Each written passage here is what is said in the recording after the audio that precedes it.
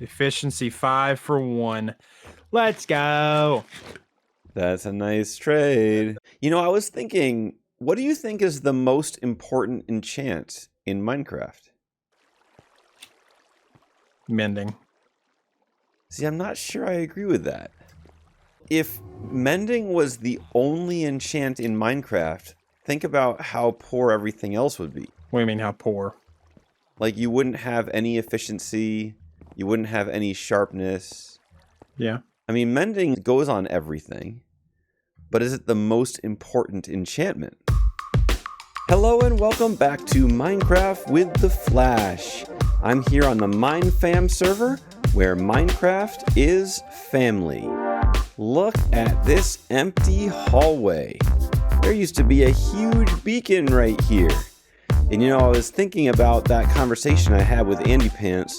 What is the most important enchantment in Minecraft? Go ahead and leave your thoughts in the comments below. I'd love to see which enchant you couldn't live without. Well, for me, I think it might be efficiency. Because when I have efficiency 5 and I operate a beacon like this, I can move a lot of blocks from here to there in the world. But I'm not sold on that, so maybe you disagree with me. But yeah, I just moved the beacon from the middle of my hallway into hopefully a more permanent location down there. So we have our hallway back. I haven't done anything with the ceiling yet, but right now I am trying to organize this room, which you can see I've finished off a little bit from the end of the last episode. Now, this is sort of temporary because I have got some plans for this wall and for that wall. Definitely some plans for this wall right here.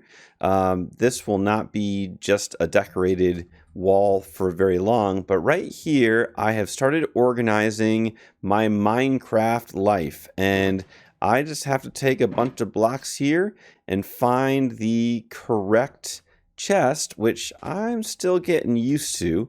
I sort of created a system that I want to follow, but I will over time get to know this better. So here comes all, oh no, not concrete.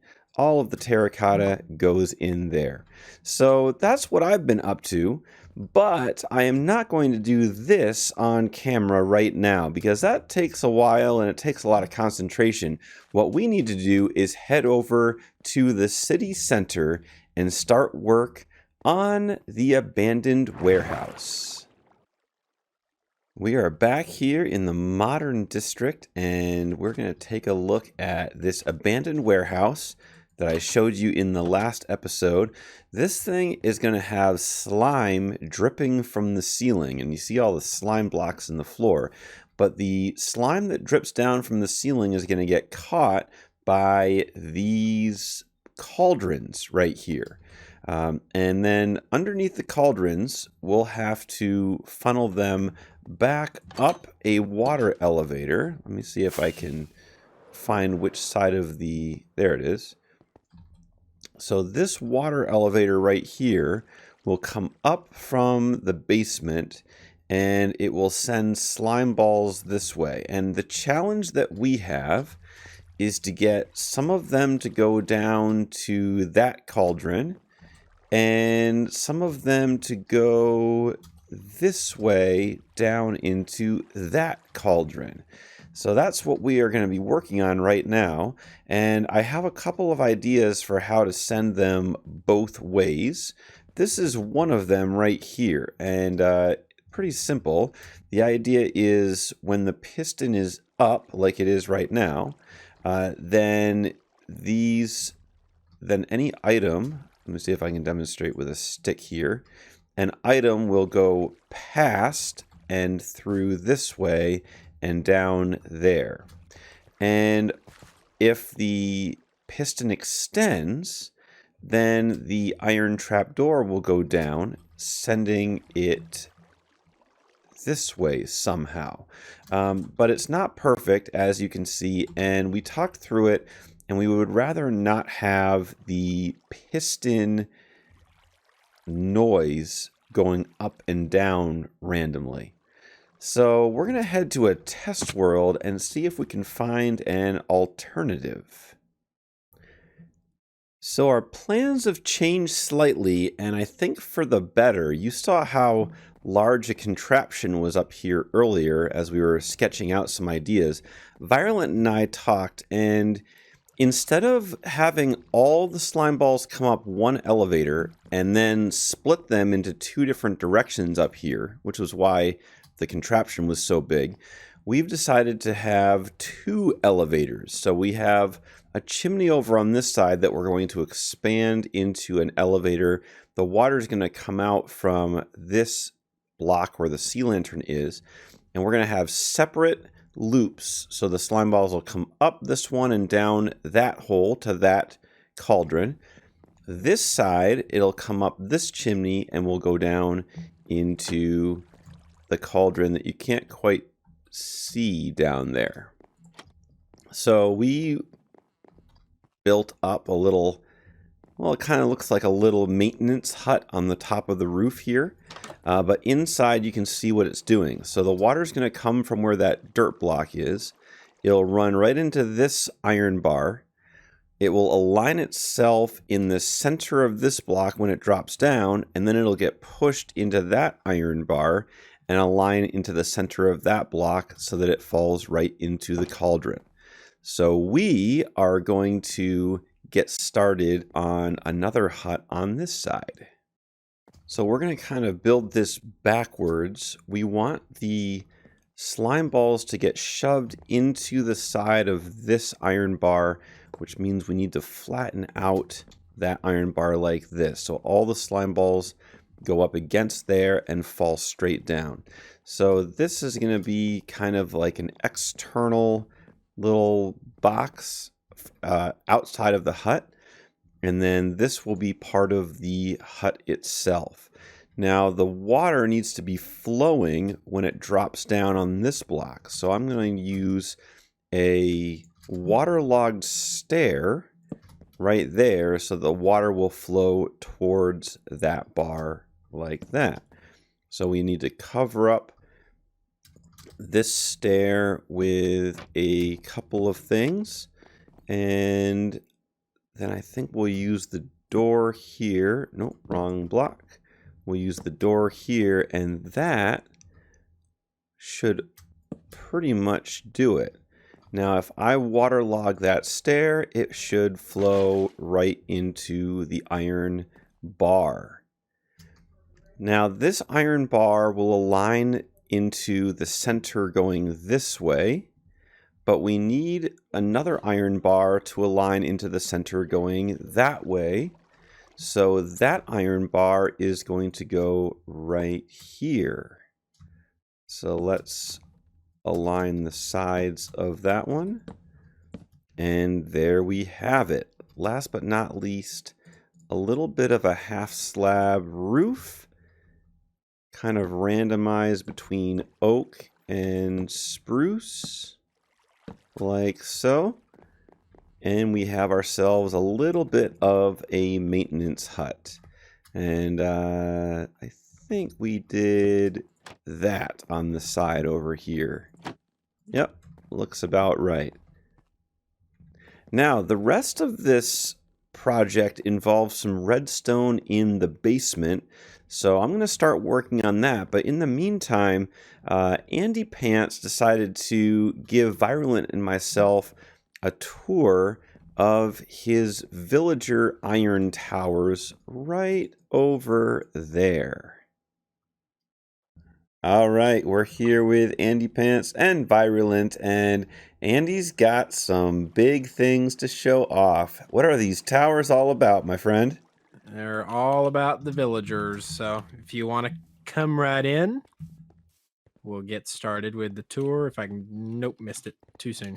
This is the selector panel for what villagers I want to breed at the moment and what villagers I want to zombify and cure. When you say what villagers, you mean what biome villagers? Correct. Yep. So all these glass tubes above you, and observer note block paths, they go up to the two different breeding modules up in the iron towers above the ground.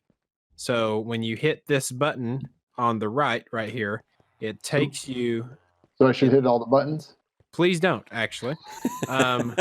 So if we go through to the back, so come on over here. When you hit the button on the right, it opens, or it goes to... Nice, Mandalorian. Very good reflexes there. So this is where all the magic happens, and this is an original design by Etho, of course, the original. So yeah, this selector panel allows it to remember which button I pushed, and then when I hit a different button, this one goes down and that one stays on without any of the other ones. So therefore, I don't have a bunch of villagers breeding at once, only one pair. And if we come back out, and don't hit your face this time, Byru. Nice. And if you hit the button on the left, it lets one of the villagers go over to the treadstone area. And I'm not going to hit the button at the moment because there's already one sitting over here that I tried all this with, who actually has a sharpness 5 book for 1 emerald. Ooh, that's it's very 5 nice. emeralds right now, but once I trade with him a little more, it goes right back down. But yeah, our good friend Silence Me back there, who's not making sounds anymore, has a sharpness 5 sword. So when I find a trade that I like with all the workstations in this chest, I want you to look at that chest. That took me a lot of time to get all those. But you should have chosen the decoration box instead of the redstone box. You would have had a whole bunch of that stuff. I didn't have this in mind whenever I. Oh, and trust me, I've used that redstone box in this. Yeah, I'm sure you have. But so the villager comes, sits right here, and then when I push this button right here, it sends him to Mr. Silence Me, and then whenever he gets zombified, I push the zombie up to make sure he doesn't get picked up by the minecart. Then it takes the villager right over here, where when I hit this top button... There's space for 2 zombies in there? Or is that just symmetric? That's just symmetric, yeah. Then I hit this button right here, the top one, and it shoots the splash potion down, and I have golden apples in this chest. And then if you like the trade but want a better price, you hit this button and it sends him back to the zombie. And if you like the price, you hit this button and it sends him out to the selector panel out here, where we can choose where we want to send that villager in this area. And I haven't set this one up, but like this button could be to the quarry, for instance. This button could be to the library. This could be to Viru's castle. This could be to Jesse's castle or to Flash's house or whatever. So same selector panel is back there, but it'll change some rails around in a station right behind that wall. So then, which basically means now that you're done with this project, we've got a whole villager subway system to build. Yep. Yes, sir. Good thing we have unlimited beacons. Wait, did I just say unlimited beacons? You heard correctly. I did say unlimited beacons. And I am so excited to be able to show you one of my favorite projects on the server. I'm about to head into the Nether, but before I go through this portal, I want to prepare you a little bit for what you are about to see. I am going to go through the portal and I'm going to look up, and I want you to just watch how many wither skeletons you see running toward me. Here we go.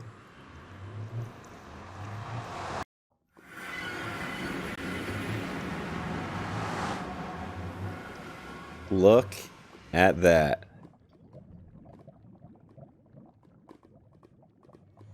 And more are coming. It's a waterfall of wither skeletons. And I just come over here and I swipe and I swipe and then more come.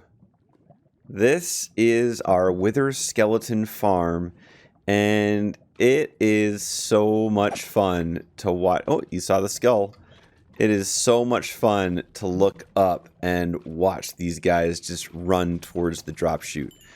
So I have to show off how this is working. This was so much work, mostly Andy Pants, but really everybody contributed to this one. And I'll show you just how much work went into this in just a second. But let me start by just showing you how much loot we've got. So coal, plenty of coal. Bones. This thing is better than any skeleton farm we've got. And then here is the magic.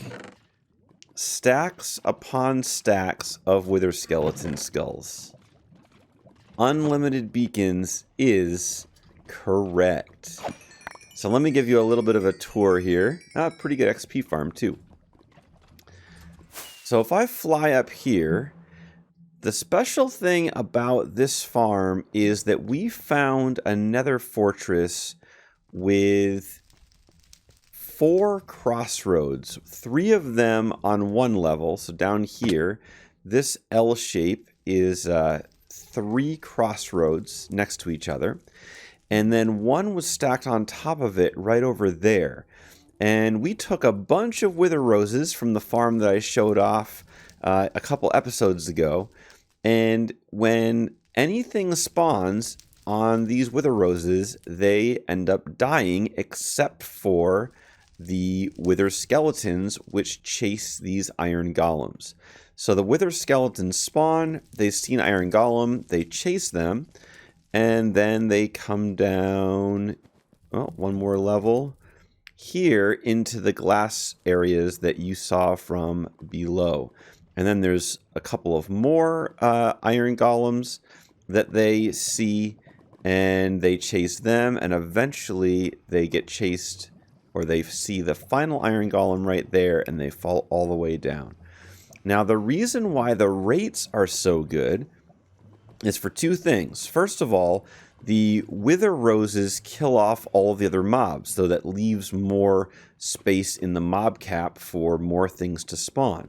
But the reason why everything's spawning in there is because we have placed buttons on every spawnable block in a 128 block radius from the center of the farm.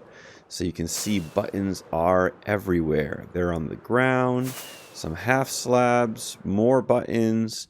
They're way up top in these little cave areas. They are just everywhere. And this is what took so long.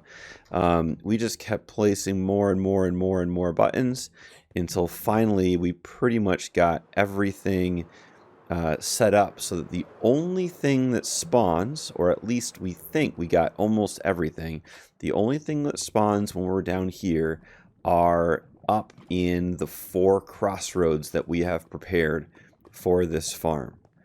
So unlimited beacons it is. I mean, just even taking one of these stacks and we can make a whole bunch of beacons. And that's exactly what I'm going to do. I'm going to fight the wither a whole bunch of times here in the end and get myself quite a few beacons. That wither rose farm is actually kind of temporary in our world because as soon as 1.16 arrives, we are planning to reset the nether. And so that farm might vanish from the world. So we're going to take advantage of it while we're in 1.15. And we are going to get ourselves a whole bunch of nether stars. And a whole bunch of wither's heads as well. I hope you enjoyed this episode. Next time we'll get back to that warehouse and finish up the slime dripping project. But if you enjoyed this one, please go ahead and click the like button. It really helps support the channel. And go ahead and click the subscribe as well and be one of the first 50 to subscribe to this channel. Have a good one.